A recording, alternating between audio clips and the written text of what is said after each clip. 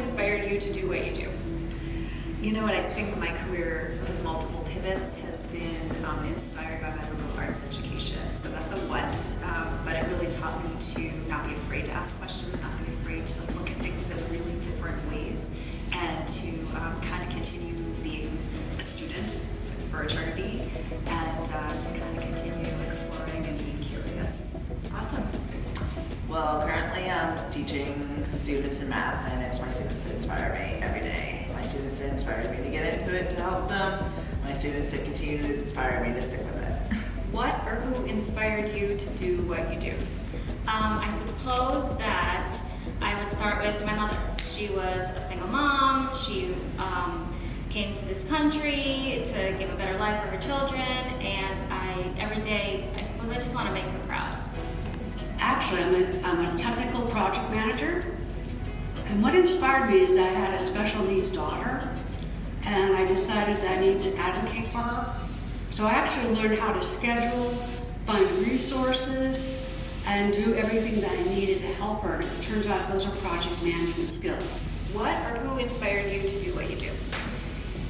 So this isn't going to really answer the question the way Jen wants me to, but the reality is I just kind of stumbled upon something that I love. I'm a college professor, and I also do work with people on coaching and personal branding and leadership training, and I was inspired, I guess, partially by my mom and dad, who are both college professors.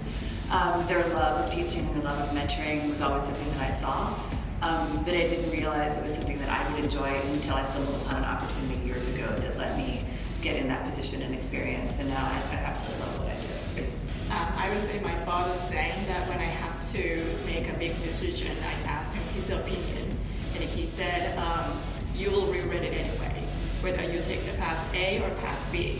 And the reason for that is, he said, if you didn't do it, you'll always wonder what would have happened if you did it. If you actually did it, then you may regret, why did I take this path, which is just so hard and everything. And I just decided that I'd rather know what happened to my path by taking one of the passes than just backing out of the opportunity. So that's been inspiring me for whatever I do today. Love that.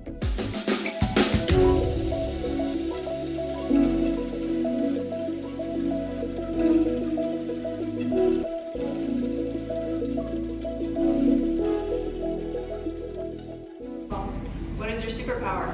My superpower is actually my visualization and verbal skills. My superpower, I think, is compassion. I'm really compassionate, and I listen to what my students, what my colleagues, even what my bosses are going through, and I can relate it to everybody and anybody. What is your superpower? Okay, so I have two, and I would say they're like 50%, so together they make one giant superpower. The first is my ability to read and interpret people in a situation. I'm very good at connecting with people and assessing where they are and the needs that they have. And my second is to see humor. Despite how bad something may be, I can always see the good side. And I'm pretty good at helping people see the good side even when they're in a dark place. Great. I love connecting people for any occasions. It could be a small meeting, or some people may not know each other at all, but then I like to put the two together to make synergy out of them and create something new. What is your superpower? I don't ever say no. So I think that for many years I thought that was a bad thing, that I would always say yes to everything. If somebody needed some help, I'd say, and I'd be the first one to volunteer. But I think by not saying no, you can open yourself to many more opportunities, and just to give someone else a lending hand is always a good thing. And also it helps me learn new things every single day and meet new challenges. What is your superpower? I think I have two. Hey. One, as I mentioned before, is sort of being curious about things and not being bashful about wanting to learn and not knowing the answer. And the other is having a sense of humor. I try to kind of laugh through things as best I can. Beautiful.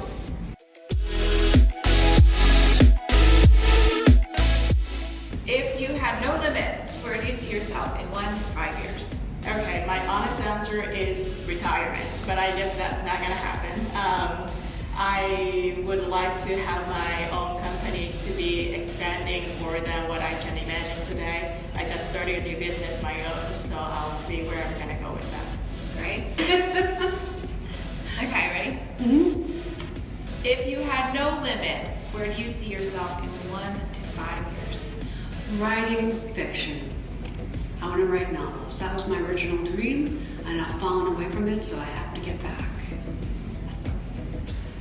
I see myself maybe going into instructional curriculum design and helping my students with their special education needs, teaching our exceptional children that just learn a little differently, and there are ways to get to them and have them enjoy their learning too. Okay, so 1 year I see myself expanding what I'm doing, which is teaching at a college level and working with people of all ages on personal branding and coaching.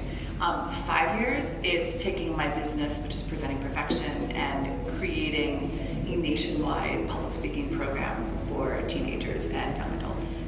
Wow. Okay. Well, currently I'm working on an exciting opportunity. It's a franchise that I'm opening. It's a charcuterie board business. I would like to be able to own more of them. I'd like to really excel, get my name out there, and not only, I feel like I'm in the events industry, and I absolutely love to help fulfill someone's vision from conception to execution. So as long as I can do that, help people, bring that smile to their face when they're at their event and they see everything set up, and marry the two, the charcuterie business and the event business, I think that would really put me in a great place 1 to 5 years.